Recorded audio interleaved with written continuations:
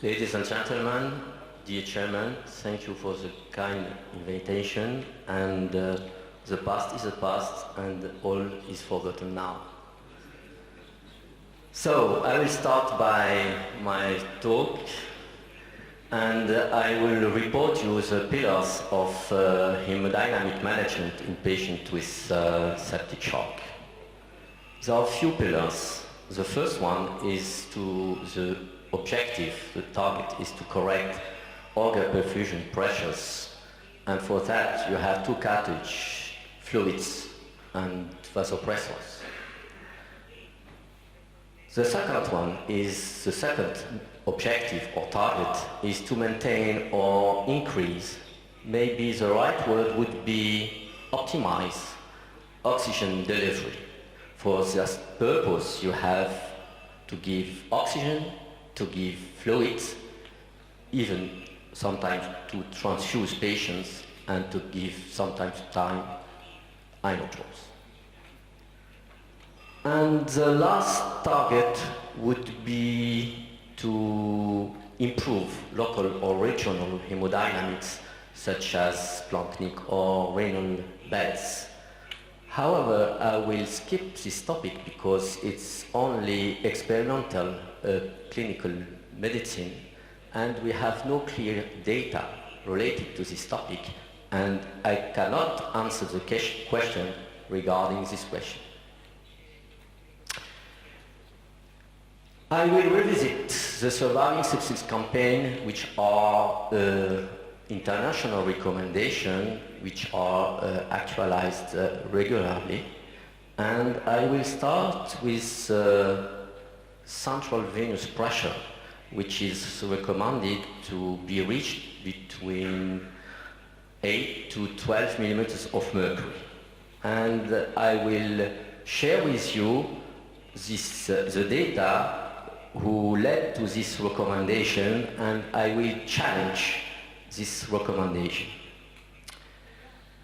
This recommendation comes from a river study which was published in 2001 in New England Journal of Medicine, and for the first time in patients with septic shock, one paper demonstrated a beneficial effect of a bundle of treatment, and the first step of this bundle was to control and to target mean arterial CVP pressure between 8 to 12.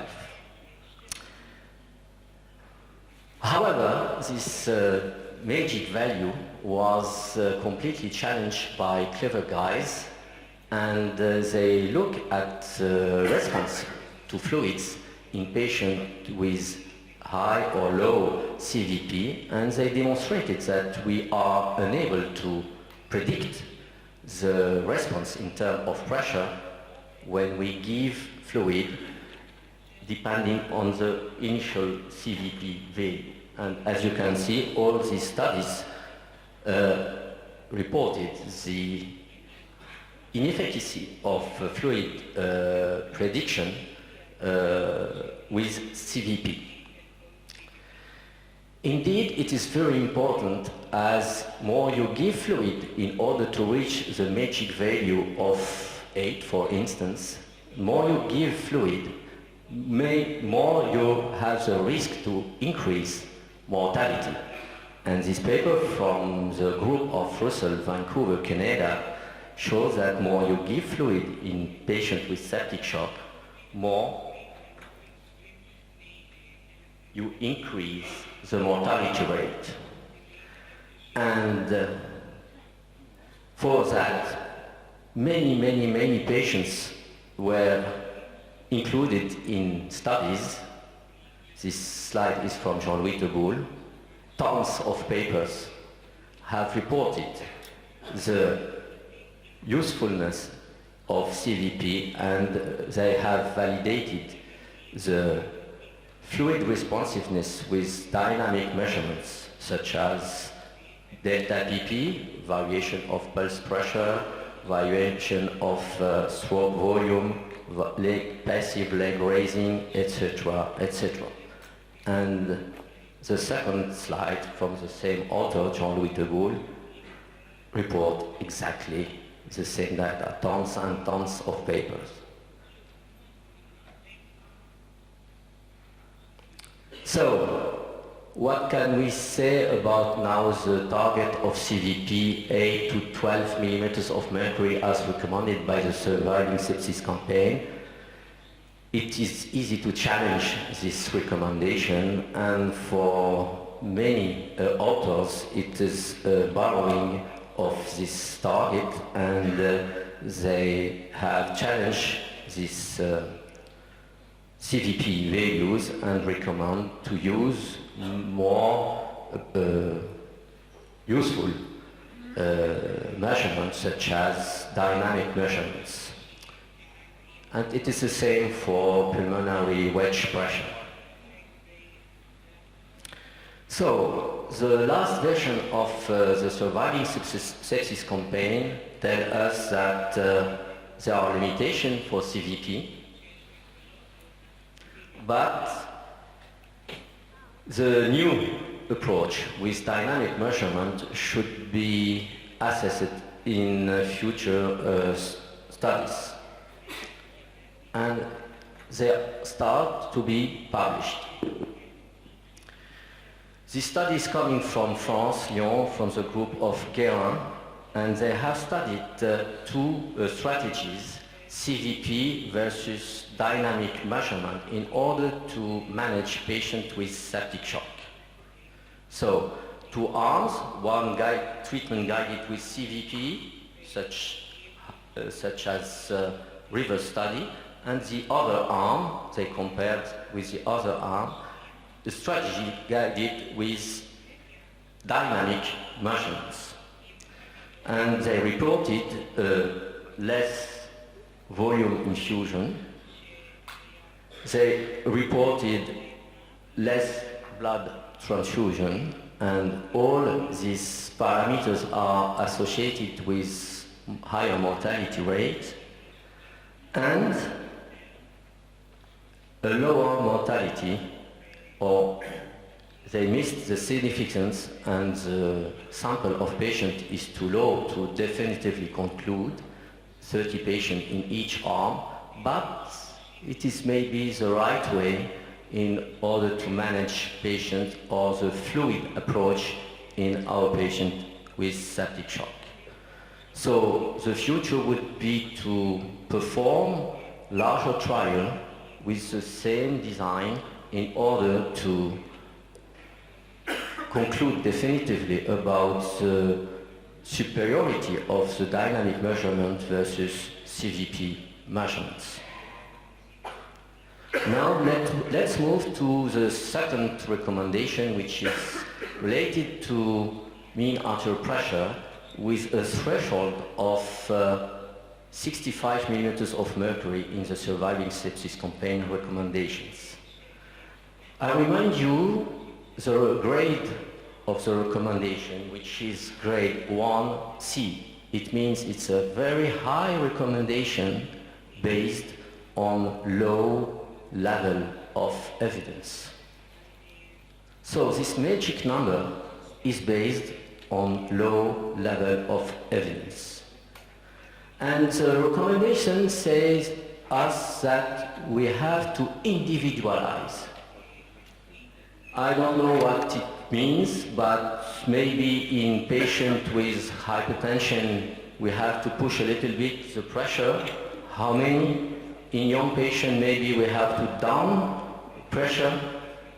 How many? I know. The problem with the pressure in patients with septic shock is if the pressure is too low, you may induce underperfusion of organs, and may lead to ischemia. On the opposite, if you push the pressure too high with vasoconstrictor, you may induce excessive vasoconstriction and therefore induce ischemia also. So, what about the literature? The retrospective studies tell us that when we look at different thresholds of mean arterial pressure, more you spend time below 60, for instance, in this study, more you die. So the threshold of 60 to 65 millimeters of mercury in the recommendation comes probably from these studies. The second studies who dealt with the mean arterial pressure, the design is the same. The authors have looked at the time spent below different thresholds of mean arterial pressure, and below 60 millimeters of mercury, more you spend time, more the mortality increases. However, there's warning in this study. In this study, they report that if you push a little bit the pressure, you may avoid kidney injury in patients with septic shock. And the last one is from a German group, and they looked at the mean arterial pressure according to the vasopressor load and the level of pressure, and more you push the pressure with increasing the infusion of norepinephrine, and more you have mortality. Now, what about the prospective studies? All of them are reported as summarized on this slide. As you can see, the number of patients are very little. The design is always the same. In patients controlled from hemodynamic point of view, they push the pressure from 65 to 75 to 85 millimeters of mercury for very short times. And they looked at the global hemodynamic parameters as well as to microcirculation data.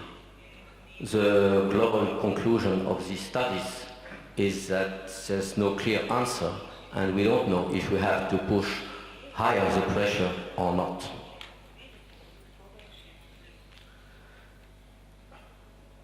These studies reported the kidney injury occurrence according to the level of pressure in patients with septic shock in Finland. Here you have the patient with the lowest mean arterial pressure, and here the higher mean arterial pressure. The population is divided in quintiles. More you have a higher pressure, lower you have acute kidney injury occurrence. So higher the pressure is, less kidney failure you have. What about now multi-center trials, which are the gold standard? The first one from Rivers, still, the mean arterial pressure reached in this study was 80 millimeters mercury in the control group and 95 at 6 hours, 95 millimeters of mercury at the 6th hour, much higher than the recommended values. What about now the very large trials? The first one is the CAT study, which compared norepinephrine in combination with dobutamine versus epinephrine in patients with septic shock from Annan, Paris. And as you can see, the mean arterial pressure reached at day 1 was around 80 millimeters of mercury. The second trial is from Russell Group, Vancouver, and same result. At day 1, the mean arterial pressure was around 80 millimeters of mercury. And the last trial was from the Baker Group, the same thing. They did not report excess of ischemic events such as acute myocardial infarction, such as ischemic digital ischemia, etc., etc. So 80 may be safe. Maybe higher is dangerous for our patient, and it is well demonstrated with this study, which compared nitric oxide inhibitor versus norepinephrine. And in this study, the data are depicted as median and interquartiles. This means that you have 25% of the population which is above the top of the bar. When they gave the nitric oxide inhibitor, the gray bar, the median was around 80. However, 25% of the patients were above 90. This trial was prematurely stopped because of pulmonary hypertension and ischemic events. So there's warning, if you push the pressure too high, maybe it's dangerous. So as there was no clear answer, we launched a trial and we compared two levels of pressure in patients with septic shock. For that purpose, we included patients with septic shock, with classical Bourne's criteria, and they had to be infused with a minimal dose of norepinephrine, and they have to be included very, very early in the run of septic shock. The idea was to reverse very early the potential injuries. Patients were those of the real life. These are the excluded patients, very few excluded patients. So it was an open label randomized controlled trial, and patients were stratified according to the presence or absence of chronic hypertension.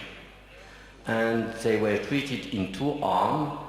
The first one, the lowest mean arterial pressure was 65 to 70 millimeters of mercury versus 80 to 85 millimeters of mercury. What are the results? Patients with high mean arterial pressure received more norepinephrine and for a longer time. They received the same amount of fluid and the urine output was the same. It's funny because I was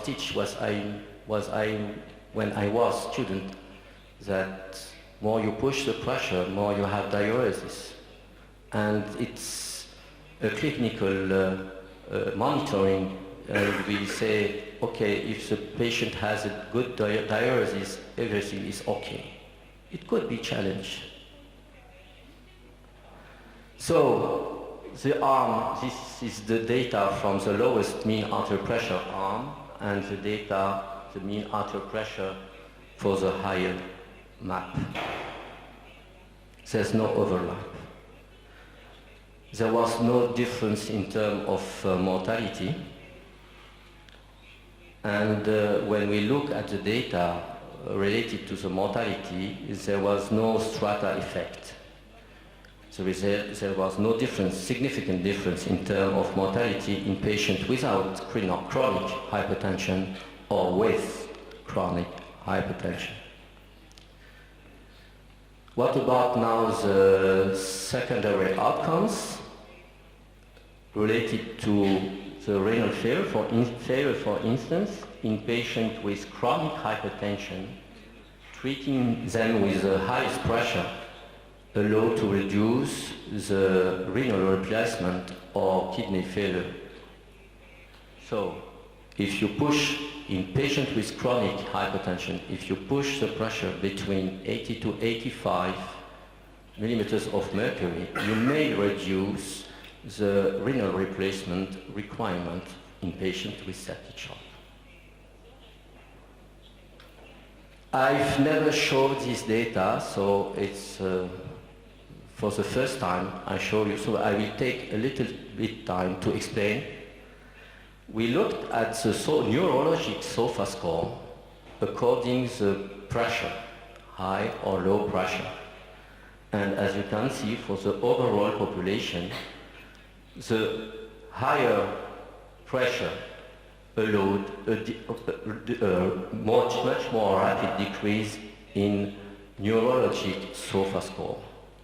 And we measured also the Richmond scale here, the highest one, the minimum, and you have here the sedative drug, midazolam and fentanyl.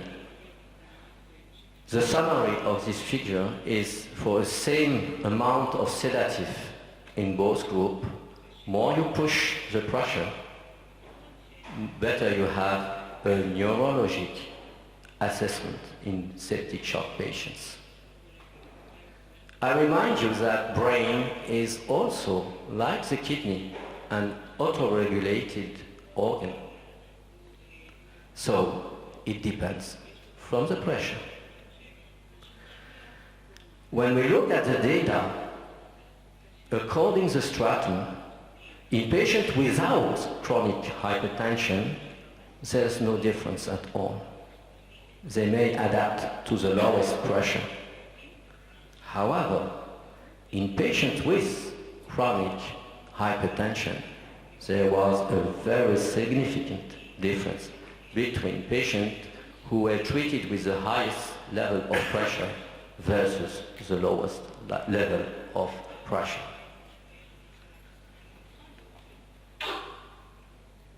Unfortunately, nothing is white or black.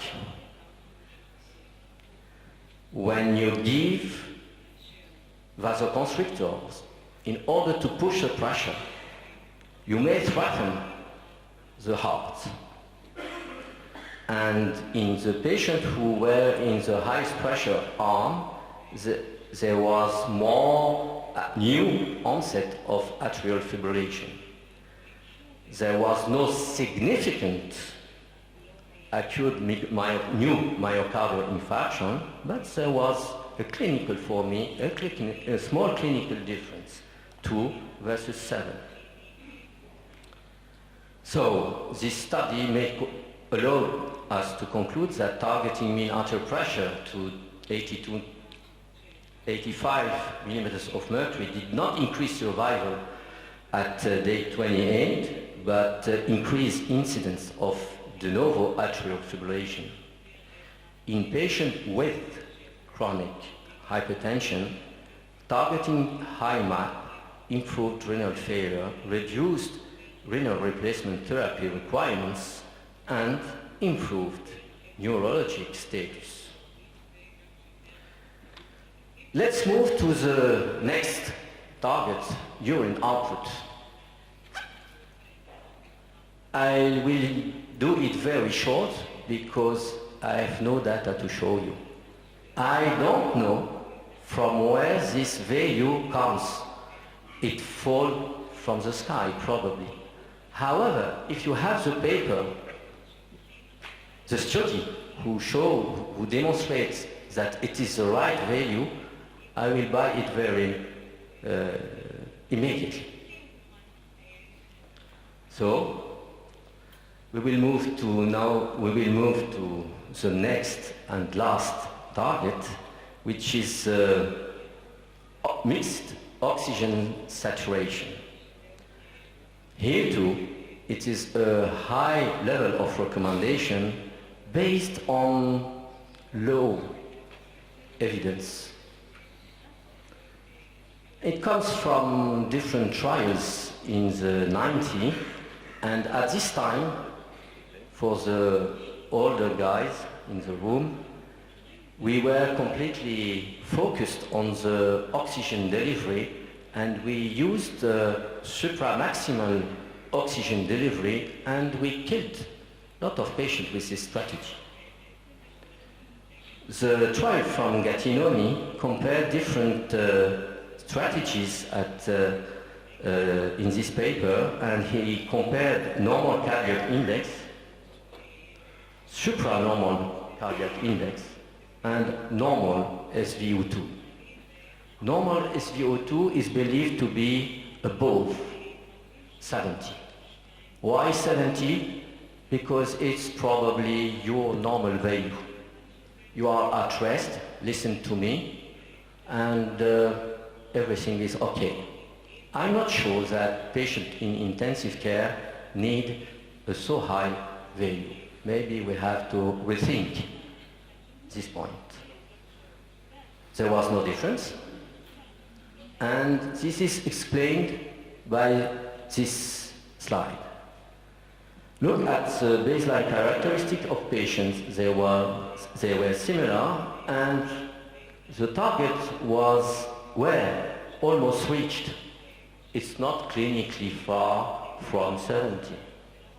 And they performed the study, and they have increased the SVO2 in all arms. But from clinical point of view, going from 67 to 70, it's the same. So it's not surprising that there's no difference at all between groups. We have new materials to discuss this SVO2 target. This study, which was very recently published in the New England Journal of Medicine, compared 3 strategies. The first one was reverse protocol. The second arm was reverse protocol without the magic catheter, which is able to measure SCVO2. And the last one was do surviving sepsis campaign recommendation without any measurement. When you look at the data, this slide is a little bit overloaded. There was difference, statistic difference, but I'm not sure that it is clinical difference. Patients who were in the protocol early guided therapy received more fluid, but 2 liters is not nothing. It's about 30 ml per kilogram for a guy of 70 kilograms. So it's not nothing. It's a real fluid challenge. And when you look at the data, they use a little bit more vasoconstrictor, 50, 55, and here you have 44. So difference, statistically difference, but only 10% difference. You cannot show any difference, clinical difference. And when you look at the data later, or the overall, there was no strong difference. And this is not surprising. You have no difference between the 3 groups. Very recently was published a trial related to the same topic with a similar design. There was only 2 arms, early goal guided therapy according to the protocol of reverse and usual care. And here too, the population was very similar at inclusion, and the treatment was also very similar despite significant statistical differences. However, from clinical point of view, I don't think that there are very large differences. Look at the data. They receive the same amount of fluid here, so almost 2 liters. You have 1,900 and 1,700, so only 200 ml difference. They receive the same amount of vasoconstrictors, and there was no difference in terms of intervention. And this is very nice illustrated by the algorithm variables, which were not different between 2 arms. The targets were reached in both groups. No difference at all. It's not surprising. So, what would be the conclusion of these new trials? Are they failing trials, or they have a positive message to give us? I think that we have not to throw these trials to the trash, but we have to rethink what we are doing. Since 2001, we have learned a lot. We know now that we have to speed the initial resuscitation, and we are, all of us, sons of rivers. And we give fluids, even if you don't measure CVP, even if you don't target absolutely mean arterial pressure, even. So I think it's wise to use and to rush the resuscitation and to give a lot of fluid at the initial phase. Finally, lactates. So you can manage patients with SVO2 or lactates. It doesn't matter, the result is the same. So if you have not the SVO2 or SCVO2, you may use lactate clearance in order to manage your patients.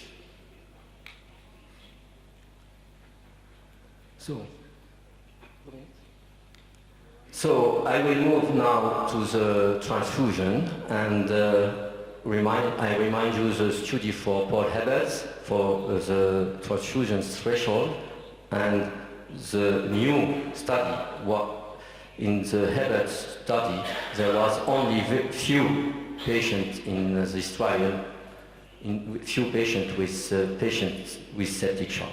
So the new trial from the Perner group recruited only patients with septic shock, and they demonstrated that the threshold of 7 grams per deciliter of hemoglobin was enough, and there was no difference mortality rate compared to a higher threshold of 9 grams per deciliter of hemoglobin. So I would conclude that CVP measurements have to be compared in the future versus dynamic measurement, and we have to do these trials. We may individualize the mean arterial pressure, and sepsis palm trial add a brick in the wall. In patients with hypertension, you are allowed to push a little bit the pressure, and the value of 70% SCVO2 or SVO2 could be challenged today. Thank you very much.